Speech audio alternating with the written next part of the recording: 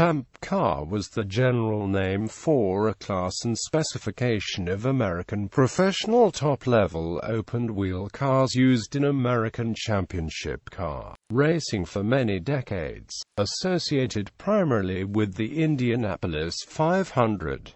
Such racing had been sanctioned by the AAA, USAC, SCCA, the CRL, kart, and IndyCar. In its most popular and recent contemporary usage, Champ Car was the name given to a governing body formerly known as Championship Auto Racing Teams. The kart series was founded in 1979 by team owners who disagreed with the direction and leadership of USAC. At the height of the popularity of the series in the late 1980s and early 1990s, it was known as the Kart PPG IndyCar World Series. The term Champ Car temporarily disappeared from use, with the more marketable term IndyCar being utilized. In 1996, the open-wheel split saw the kart series take a different direction from the newly created Indy Racing League IRL and the Indy 500.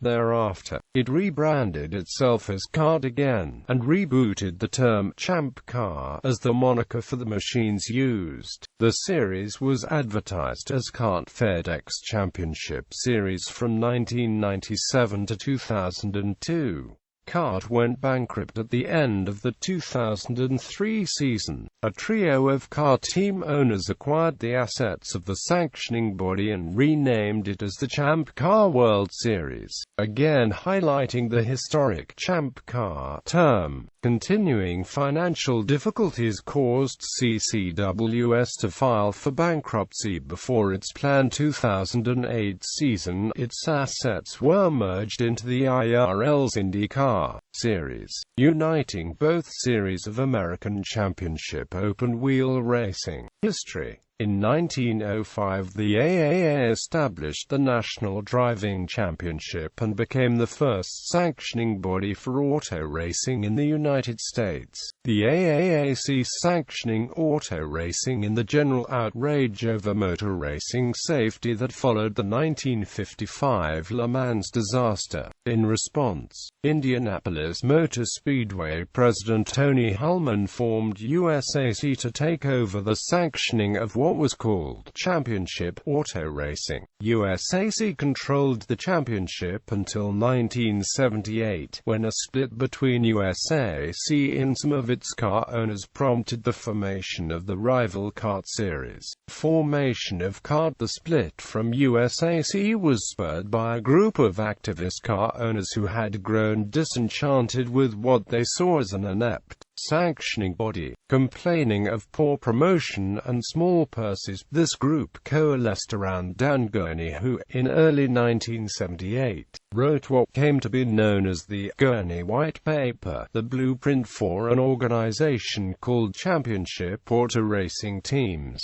Gurney took his inspiration from the improvements Bernie Ecclestone had forced on Formula One with his creation of the Formula One Constructors Association.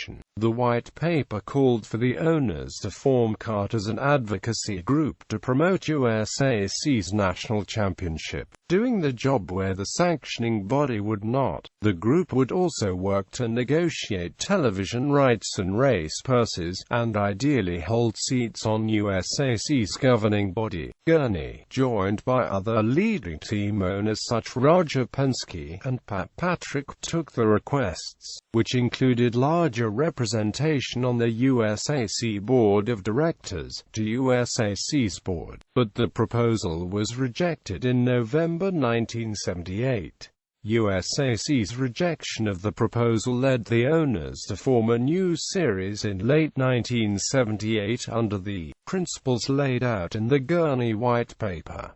The first race was held in March 1979. The newness of the organization, however, prevented it from being recognized by SCCA, the United States representative to the FIA. An arrangement was reached such that the SCCA would act as the sanctioning body for the new series. This would allow the events to be listed on the International Motorsports calendar. The new series quickly gained the support of the majority of team and track owners, with the only notable holdout being A.J. Foyt. This meant that the front and mid-pack teams would be racing in the new kart series. Of the 20 races held in 1979, 13 were part of the 1979 Kart Championship. Of the 10 tracks to host races, 5 would host kart events exclusively and 1, Ontario, would host races from both series. By 1982, the kart series was almost universally recognized as the American National Championship. International drivers in the 1990s kart, like its predecessor USAC, was dominated by North American drivers during the 1980s.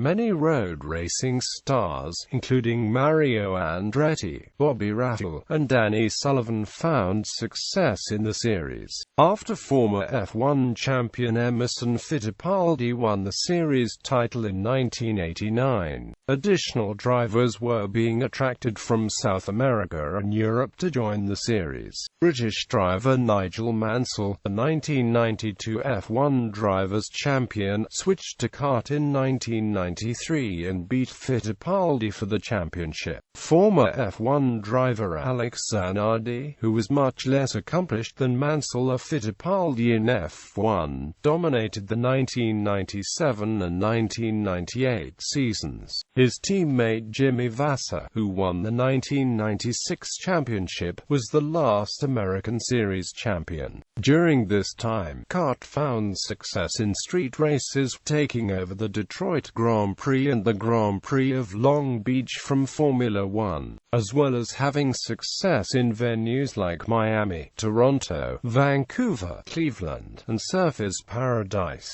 They also founded the first full-time driver safety team that traveled with the series, instead of depending on local staff provided by promoters. Formation of the Indy Racing League. Criticism of kart built up in the 1980s, led by Andy Penske of Machinists Union Racing, who emerged as the leading critic of the body, with often confrontational discussions over the body's rules and officiating. He led owners' meetings that became acrimonious, notably in 1989 in a pair of meetings at Michigan and Pocono, when he shouted down several drivers lobbying for expensive changes to the cars. Changes he felt benefited only wealthy owners like Roger Penske. In 1991, Tony George, president of the Indianapolis Motor Speedway, approached the kart board of directors, proposing a new board consisting of representatives of the series tracks,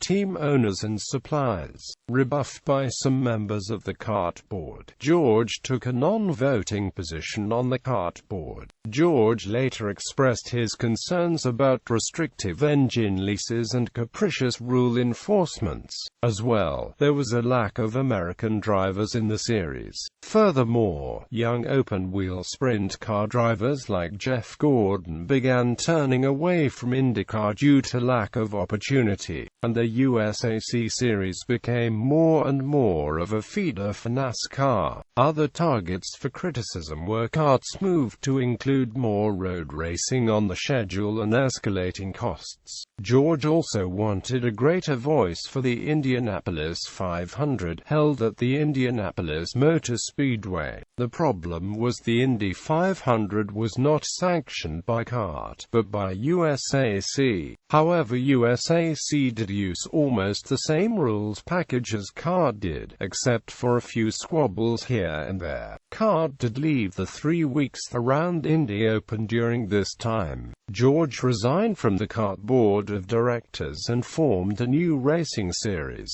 the Indy Racing League. In 1994, using the building blocks of the Indy 500, USAC faction as its founder, Foundation. With its first race in 1996, the IRL initially included an all-oval schedule, all races on U.S. soil, and mostly American drivers. Georgia all but shut out kart regulars from the 500 by guaranteeing the top 25 drivers in IRL points a spot in the race, leaving only 8 of the 33 grid positions available to kart regulars.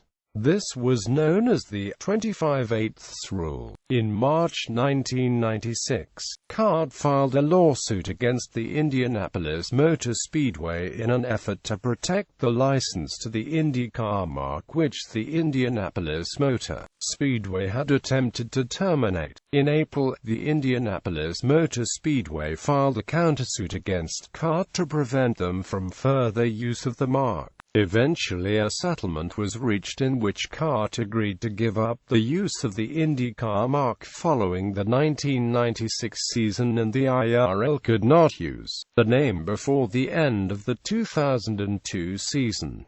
In response, kart attempted to create a rival showcase event, the US 500, at Michigan International Speedway on the same day as the Indy 500 in 1996. The race failed to attract network TV coverage, and substantial promotional efforts were required to fill the estimated 80,000 seats at MIS. The race had a disastrous start with a 10-car crash involving many of the cars, further hurting kart's credibility. The teams were allowed to hastily bring out backup cars even though they had already crashed out of the race. The race date was changed for 1997 so it did not run against the Indy 500. The US 500 name was, however, retained through 1999, and affixed to the existing July race at Michigan. Kart's next strategy was to hold a race the day before the Indy 500 at Gateway, which also failed to draw attention away from the IRL's most famous race. Tony George's next move was to specify new technical rules for less expensive cars, and production-based engines that outlawed the kart spec cars that had been the mainstay of the races since the late 1970s. Kart teams would be forced to buy different cars if they wanted the chance to qualify for the Indy 500. From 1997 to 1999, no car teams and drivers competed in the Indy 500. This allowed many American drivers to participate in an event that they might otherwise have been unable to afford. But the bitterness of the turbulent political situation, along with the absence of many of the top kart drivers, big-name sponsors, and faster kart spec cars cast a shadow over the race. It was certainly arguable that, to the average fan, the replacement of at least fairly well-known foreign drivers by almost unknown American ones was not perceived as a real gain. Because of this, the Indianapolis 500 began to see significant declines in attendance and television ratings. In 1998, following a highly competitive IRL 300-miler at Texas won by Billy Boat, kart mandated the Hanford wing to its superspeedway cars. The goal was to increase drag and return a drafting effect similar to NASCAR and similar to what IRL had achieved with its use of bulkier car bodies. Kart after the formation of the IRL. In the early years after the launch of the IRL in 1996, kart seemed to be dominant. It controlled most of the races and most of the name drivers, while Georgia's primary asset was Indianapolis Motor Speedway and its 500. The 1996 IRL schedule consisted of only 3 races, including the Indy 500, and many of the drivers were relative unknowns. By 1998, however, the series began to build a following after several competitive events at Texas Motor Speedway and Charlotte Motor Speedway and the victory by Eddie Cheever, Jr. at the 500, the first owner-driver to win the 500 since A.J. Foyt in 1977. The IRL's Texas race spawned the Hanford wing for kart for its superspeedways and the 500 saw an enormous increase in positional passing over previous years. In 1998, CART went public with its stock, and raised $100 million in the stock offering. In 2000, Bobby Rahal stepped in as interim president of CART and replaced the PPG Cup with the Vanderbilt Cup as the series championship trophy. That year, Gilda Ferrin of Penske Racing set the world closed-course speed record for a car race at Auto Club Speedway in his Marlboro team Penske. Reynard Honda at 241.428 miles per hour while qualifying for the season-ending $1 million Marlboro 500. Despite the considerable drag on the car, the feat was accomplished on the first lap of qualifying. In 2000, some car teams began preparing to leave the series, a move motivated by continuing CART mismanagement, upset engine manufacturers, and sponsors that desired participation at the Indianapolis 500.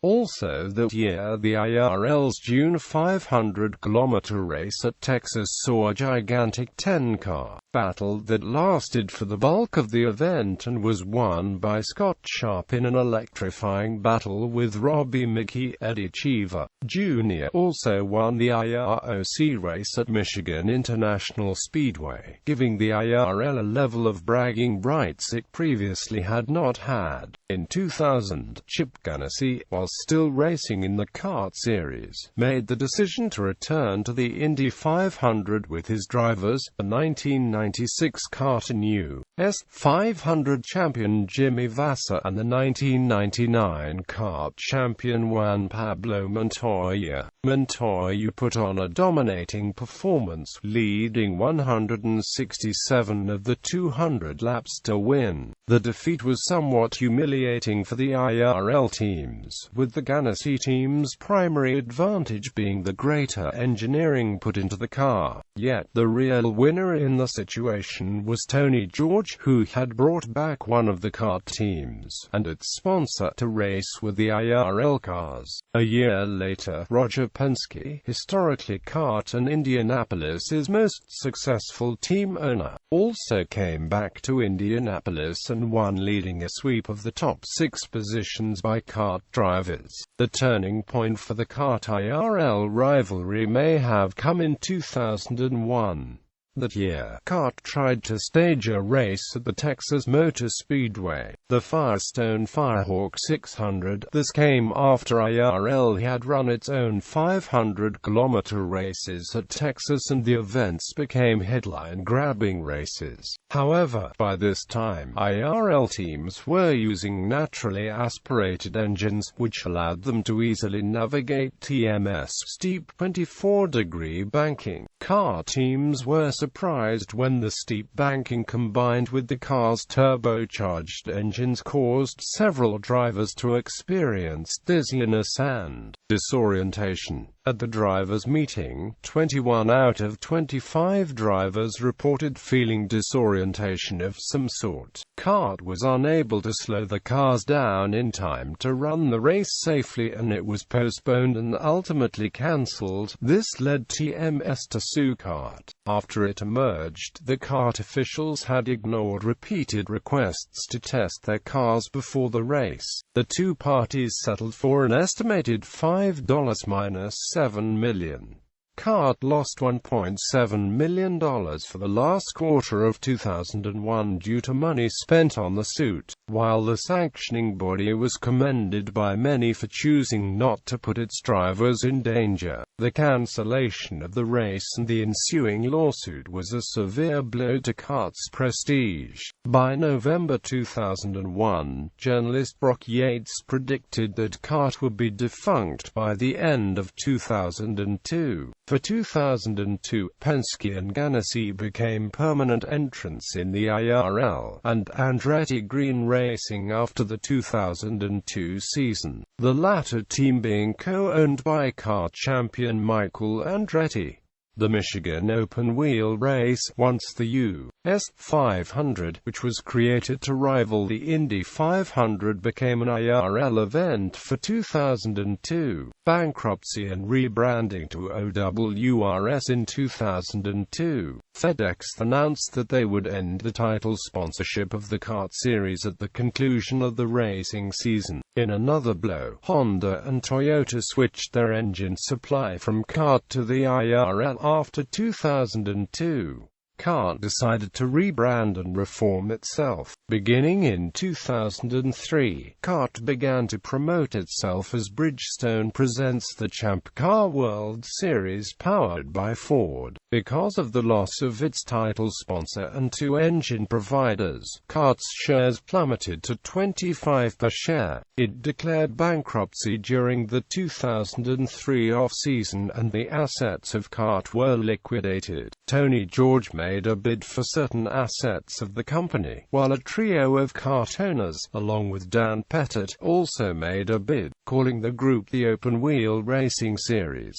George's offer was to acquire only select company assets, in an effort to eliminate any series that would rival his Indy Racing League. However, if George's bid had been successful, many vendors that were still owed money by Kart would have not been paid. Therefore, a judge ruled that the OWRS Group should be the purchaser of Kart, which ensured a 25th anniversary season in 2004, running as Champ Car Open Wheel Racing Series. OWRS would later change its name to Champ Car World Series LLC. Team Rahul and Fernandez Racing moved to the IRL just before the Long Beach GP in 2004. However, several teams stayed with Champ Car, ensuring that the series could continue. Most notable among these was Newman Haas Racing, the powerful and well-funded team owned by actor Paul Newman and Illinois businessman Carl Haas was adamant on its loyalty to the series and its direction. Another team notable for its loyalty was Dalecoin Racing. OWRS bankruptcy and unification in 2007, with the withdrawal of Bridgestone and Ford Motor Company as presenting sponsors. The official name of the top-tier series promoted by Champ Car became simply the Champ Car World Series. Rumors and accounts of financial troubles, often reported by respected motorsports reporters, plagued the series all during 2007. By late 2007, it was clear that CCWS lacked the resources to mount another season. Several races in the 2007 season were cancelled before they were held, and in fact, the CCWS never had a season where they ran every scheduled race. Rumors and press reports of the financial situation of the series were common and complicated any future plans. In early February 2008, the CCWS Board of Managers authorized bankruptcy, to be filed on February 14, 2008. On February 22, 2008, an agreement in principle was reached and signed that merged the Champ Car Series with the IRL. The memorandum sold the CCWS sanctioning contracts and intangible assets, along with the Champ Car Mobile Medical Unit, to the IRL for $6 million. The document also included a non-compete agreement for Forsyth and Calcoven in exchange for $2 million each, provided they paid certain bills for the Long Beach Bills for 2008 and support the IRL. The assets of CCWS were sold at auction on June 3, 2008. The league had now officially folded. In the agreement, the IRL became the owner of all kart and CCWS material and history, so all kart history will become part of the USAC IRL history. Therefore, IndyCar events held at traditional CCWS venues and not inaugural events, despite press promotions to the contrary. The IRL also picked up the Edmonton Sunshine and Surfers Paradise races for 2008, and revived the Toronto race for the 2009 season, albeit under different promoters: Newman, House Racing, Dial Coin Racing, Conquest Racing, HVM Racing, and Pacific Coast Motorsports transitioned to the IndyCar Series in the 2008 season. PKV Racing became KV Racing Technology, which took the Team Australia sponsorship from Walker Racing. Failing to make the transition were Forsyth Racing, Walker Racing, and Rocket Sports. The first merged event was the SCCA Auto Insurance Indy 300 from Homestead Miami Speedway on March 29, 2008. On April 8, 2008, in his first merged IndyCar Series event, Graham Rahal drove his Newman, Haas Racing entry to victory in the Grand Prix of St. Petersburg, marking the first win by a merged team. Due to a scheduling conflict with the IndyCar Series Motegi event, the Long Beach race was held on April 20, 2008 as an IRL points-paying event using the CCWS Spec Panos DP01 cars, and was contested entirely by CCWS teams. The merged series now share the name IndyCar.